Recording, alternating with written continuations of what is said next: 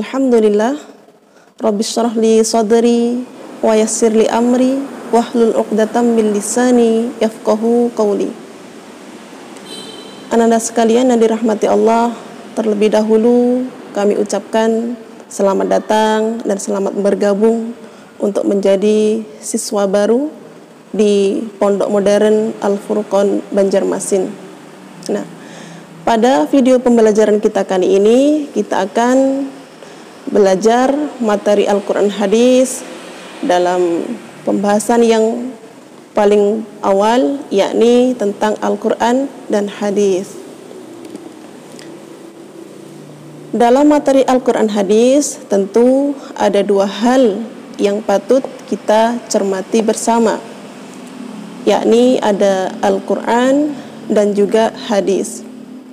Nah, kedua konsep inilah nanti yang akan menjadi tolak ukur dalam pembelajaran yang akan kita fahami pada pertemuan hari ini.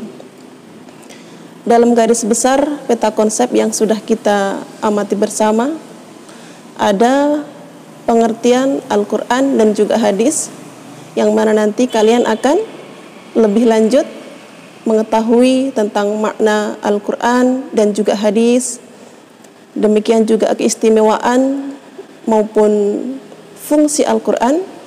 Sementara dalam pembahasan hadis, nanti kalian akan belajar tentang apa itu pengertian hadis, kemudian apa saja macam-macam hadis, dan selanjutnya akan kita jelaskan tentang fungsi hadis terhadap Al-Quran.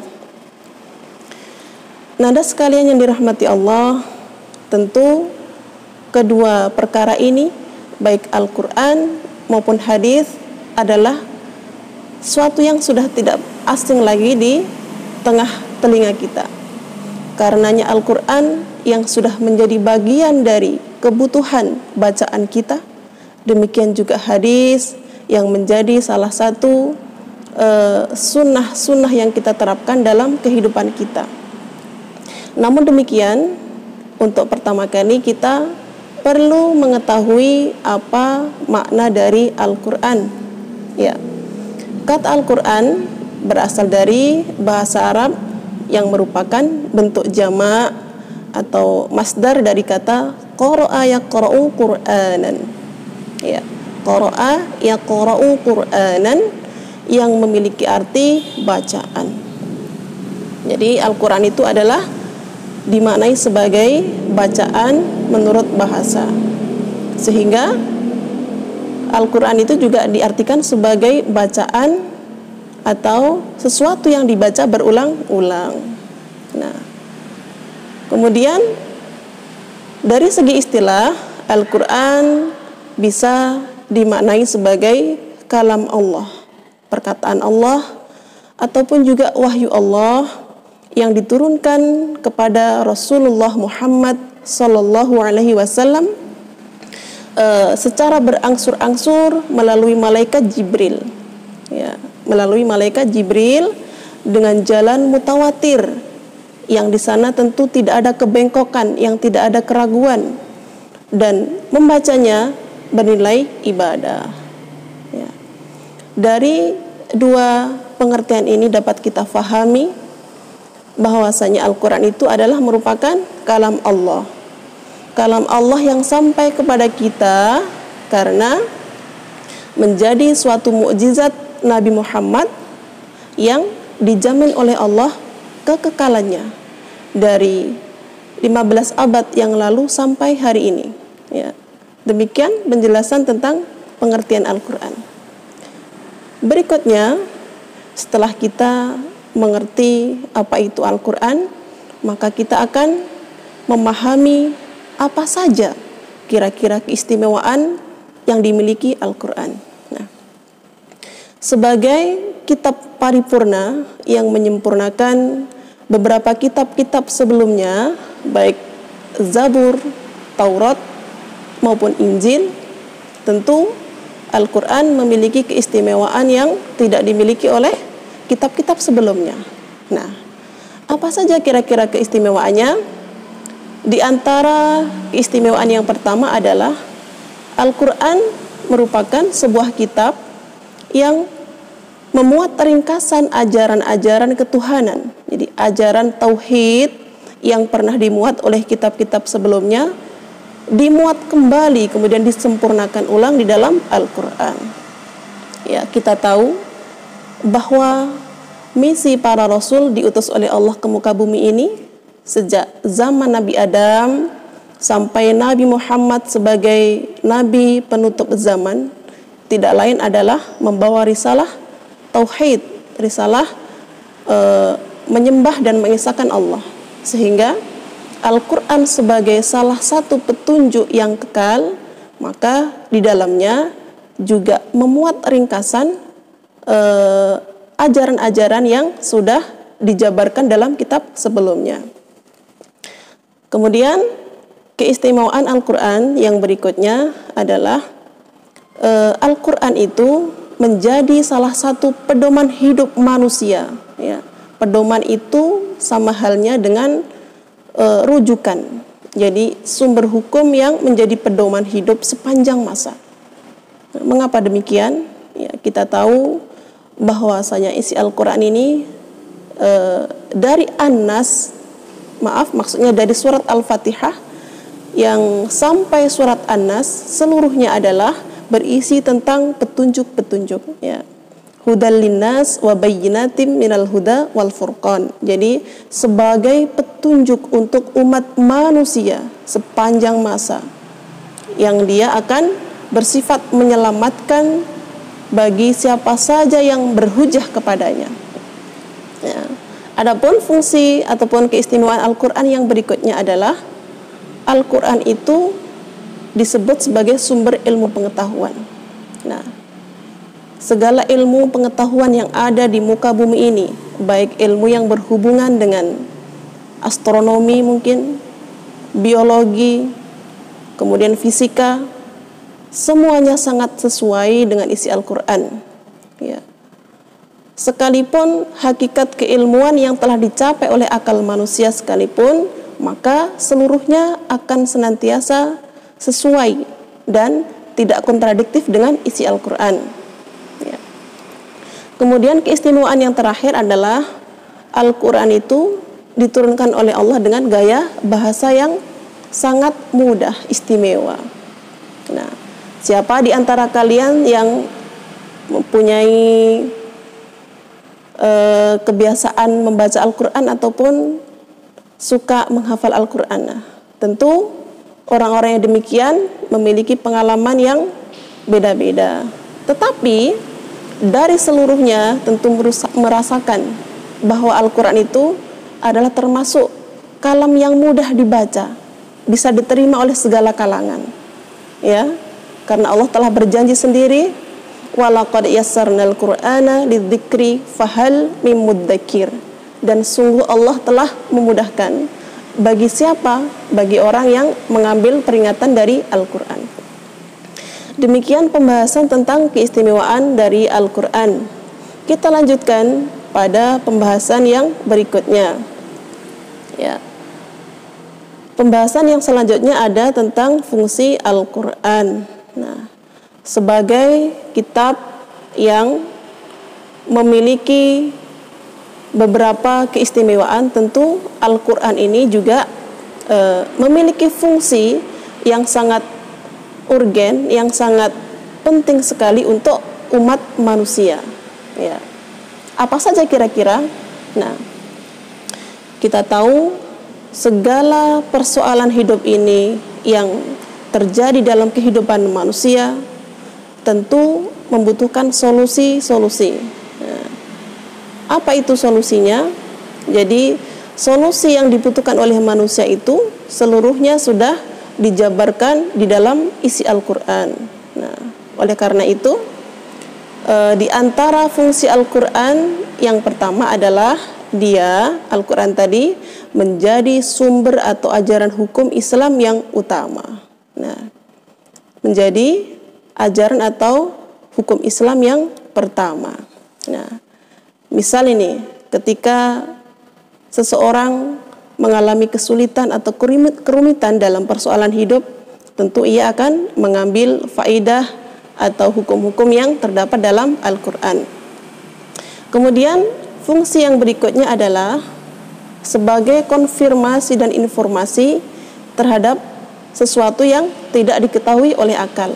Nah, kita sebagai manusia yang telah dibekali Allah dengan akal yang sempurna, akan tetapi akal kita ini masih memiliki keterbatasan, karena bagaimanapun juga wahyu Allah atau ilmu Allah inilah yang paling sempurna. Jadi meskipun manusia itu memiliki akal, akan tetapi dia masih membutuhkan Al-Quran sebagai pedoman hidupnya. Ya, oleh karena itu ada beberapa ilmu yang di luar nalar atau di luar jangkauan akal manusia. Nah, oleh karena itu Al-Quran ini menjadi sumber informasi untuk memberi pemahaman kepada umat manusia, sehingga dia mengetahui atau memiliki ilmu akan sesuatu yang tidak diketahuinya oleh akal dan nalarnya. Fungsi yang berikutnya adalah sebagai petunjuk hidup manusia ke jalan yang lurus. Nah, ini sudah menjadi sesuatu yang harus kita yakini, bahwasanya siapa saja yang berhujah atau berpegang teguh kepada Al-Quran, maka dia akan lurus dan selamat hidupnya. Nah, sebaliknya, jika kita mengingkari kebenaran yang dijelaskan Al-Quran, maka kita akan menjadi orang yang tersesat. Nah, demikian beberapa fungsi Al-Quran. Untuk selebihnya bisa kalian baca kembali. Kemudian kita lanjutkan pada pembahasan tentang hadis. Nah, kita sudah mempelajari tadi apa saja makna Al-Quran, fungsinya dan sebagainya. Kita lanjutkan pada pembahasan tentang hadis. Nah, kalau tadi Al-Quran difahami sebagai sumber hukum Islam yang pertama, maka hadis ini kita kenal sebagai sumber hukum yang kedua setelah Islam. Ya. Lalu apa kira-kira pengertian hadis? Hadis adalah dari segi bahasa dapat diterjemahkan sebagai suatu perkataan atau sabda, baik itu peristiwa ataupun juga perbuatan. Nah, dimaknai sebagai perkataan atau sabda. Adapun hadis menurut istilah dapat dimaknai sebagai segala perkataan atau sabda, baik sikap maupun perbuatan, hal ihwal yang menyangkut segala kejadian atau peristiwa ataupun masalah, baik itu persetujuan juga yang menjadi ketetapan lainnya yang disandarkan kepada Rasulullah Muhammad sallallahu alaihi wasallam. Nah, hadis ini pun dijadikan sebagai hujjah, sumber hukum yang kedua yang nantinya akan menjadi rujukan utama bagi umat Islam. Demikian tentang pengertian hadis.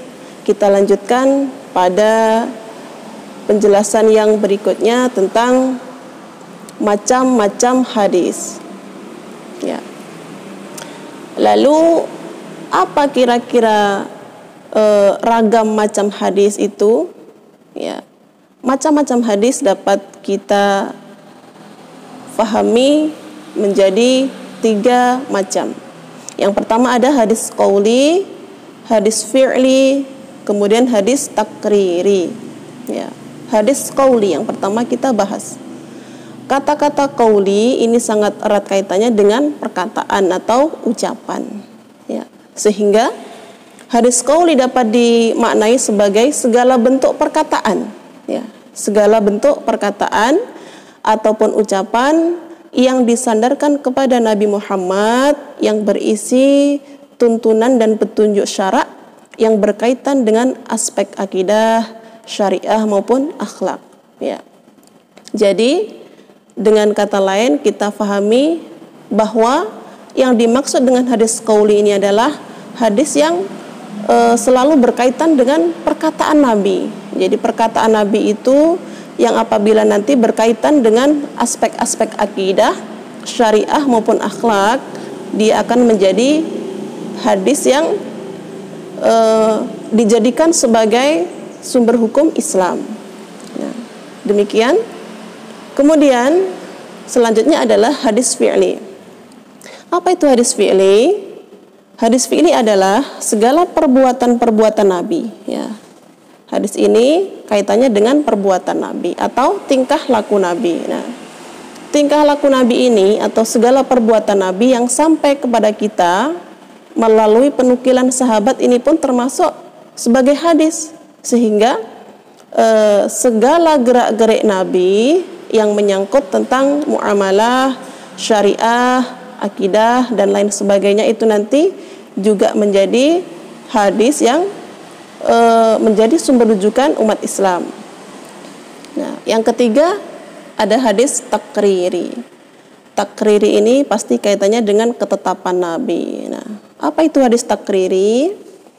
Hadis takriri adalah hadis yang disandarkan dari ketetapan Nabi, ya, disandarkan dari ketetapan Nabi atau keadaan Nabi ketika melihat perbuatan para sahabat, ya. Ketika datang sahabat misalnya, Nabi hanya mendiamkan, ya, tidak berkomentar ataupun tidak menyanggah, atau bahkan juga Nabi tidak melarang ataupun membolehkannya. Nah, tanda diamnya Nabi inilah yang dimaksud dengan persetujuan Nabi terhadap sikap para sahabatnya. Nah, yang demikian juga ini menjadi sebuah hadis. Nah, dari ketiga macam hadis ini, semoga kalian bisa memahami dan mengambil manfaat dari penjelasan yang sudah Ustazah sampaikan. Selanjutnya kita lanjutkan pada pembahasan yang terakhir, ya. Di sana ada fungsi hadis terhadap Al-Qur'an. Ya. Sebagai sumber hukum Islam yang kedua, tentu hadis ini memiliki fungsi yang melengkapi keberadaan Al-Quran sebagai rujukan umat Islam. Nah, apa itu fungsi hadis terhadap Al-Quran? Sekurang-kurangnya ada 4, ya. Ada 4 fungsi hadis terhadap Al-Quran. Fungsi yang pertama adalah sebagai bayan at-tasyri'. Bayan at-tasyri'. Apa itu bayan at-tasyri'? Yakni sebagai pemberi kepastian hukum atau ajaran Islam yang tidak dijelaskan dalam Al-Quran. Nah, sebagai pemberi kepastian hukum atau ajaran Islam yang tidak dijelaskan dalam Al-Quran. Ya, sebagaimana kita fahami bersama bahwa segala rujukan atau sumber-sumber hukum Islam yang telah dijabarkan dalam Al-Quran ini tidak selamanya bisa dimaknai oleh umat, sehingga hadirnya hadis akan menjadi sumber yang menjelaskan dan memberikan kepastian hukum. Apa saja itu? Misalnya ini dalam hadis mengenai perintah zakat fitrah. Nah, di Al-Quran disebutkan misalnya wa aqimus sholata wa atuz zakah. Jadi diperintahkan untuk sholat dan zakat. Akan tetapi zakat ini tidak dijelaskan seberapa ukuran zakat yang harus dikeluarkan ataupun jenis makanan ataupun barang seperti apa yang harus dizakatkan. Nah, ini tidak dijelaskan dalam Al-Quran. Sehingga hadis di sini menjelaskan tentang kepastian hukum yang masih bersifat umum di dalam Al-Quran. Kemudian fungsi yang berikutnya adalah sebagai bayan nasakh atau mengganti ketentuan yang terdahulu. Maksudnya begini, jadi ketika ada ketentuan yang datang kemudian atau suatu aturan-aturan yang datangnya kemudian, ini bisa menghapus ketentuan yang terdahulu, yang telah lalu. Sebab ketentuan yang datang kemudian atau yang baru ini dianggap lebih sesuai dengan keadaan yang sekarang, ya. Akan tetapi sebagian para ulama ini tidak menjadikan fungsi yang kedua ini sebagai fungsi hadis. Ya, ada yang berpendapat ini bukan termasuk fungsi hadis. Ya, contohnya apa? Contohnya seperti hadis yang menasakh atau menggantikan ketentuan yang terdapat dalam surah Al-Baqarah ayat 180 tentang tidak ada wasiat bagi ahli waris. Nah, ini dua hadis antara Al-Quran dan hadis yang keduanya ada sesuatu yang mengisyaratkan adanya penggantian. Jadi kalau Al-Quran menjelaskan tentang aturan yang harus dikeluarkan kepada ahli waris, akan tetapi hadis yang tadi menjelaskan tentang tidak adanya wasiat bagi ahli waris, sehingga seolah-olah menasakh atau menghapus dan mengganti ketentuan yang terdahulu. Selanjutnya adalah fungsi hadis yang berikutnya sebagai bayan at-takrir. Apa itu bayan at-takrir? Yaitu memperjelas isi dari Al-Quran. Nah, mengapa demikian? Ya, kita tahu bahwa Al-Quran ini secara umum adalah berisi tentang petunjuk, ya. Akan tetapi seluruh petunjuk itu tidak semuanya dapat difahami oleh akal manusia, karena Al-Quran masih bersifat umum, ya. Sehingga hadis hadir untuk memperkuat isi Al-Quran dan menjabarkan hal-hal yang lebih rinci, sehingga kita bisa mengambil darinya penjelasan yang memperkuat isi dari Al-Quran. Nah, contohnya seperti apa? Contohnya bisa kita lihat seperti misalnya hadis yang diriwayatkan oleh Bukhari dan Muslim yang terkait dengan perintah wudhu. Nah, perintah wudhu ini bisa kita temukan dalam surah Al-Maidah ayat 6. Ya, akan tetapi perintah wudhu ini masih harus dijelaskan kembali dalam hadis yang dimana tentang tata cara berwudu, kemudian cara memulai membasuhnya, batasan-batasan wudu ini semuanya dijabarkan dalam hadis, sehingga kehadiran antara ayat dan hadis ini sama-sama saling melengkapi dan memperjelas.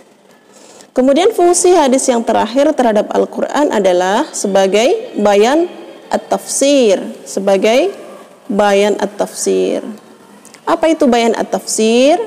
Yakni fungsi hadis yang memberikan tafsiran atau perincian terhadap isi Al-Quran yang masih bersifat mujmal, yang bersifat umum. Jadi kadangkala sesuatu yang difirmankan Allah ini masih sifatnya global, umum, sehingga perlu perincian lebih khusus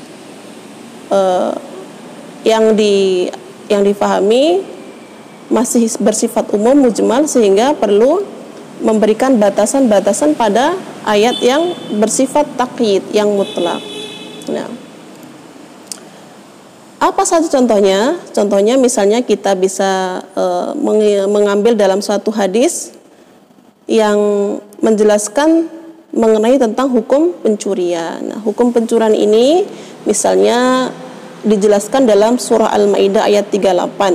Nah, tetapi di sana kira-kira orang yang mencuri itu dihukum seperti apa? Nah, dalam hadis misalnya disebutkan harus dipotong tangannya. Nah, batasan tangan ini kan kadangkala masih ambigu. Orang bisa mengatakan batasan tangan misalnya di pergelangannya atau sampai siku, sehingga ini masih beragam penafsiran. Oleh karena itu Al-Quran memberikan batasan umum, akan tetapi hadis menafsirkan dan merinci lebih detail sehingga orang lebih mudah dan bisa lebih jelas ketika mengambil hukum dari Al-Quran. Dengan demikian keempat fungsi hadis ini melengkapi keberadaan hadis terhadap Al-Quran. Ya. Dengan demikian pembelajaran kita hari ini cukup sampai sekian. Semoga apa yang sudah kita pelajari bersama menjadi ilmu yang bermanfaat. Ya. Nasihat Ustadzah kepada ananda sekalian, tetaplah semangat dalam beribadah, mencari ilmu. Semoga menjadikan kita termasuk orang-orang yang ditinggikan derajatnya oleh Allah. Ya. Demikian pembelajaran kita hari ini, semoga bermanfaat. Assalamualaikum warahmatullahi wabarakatuh.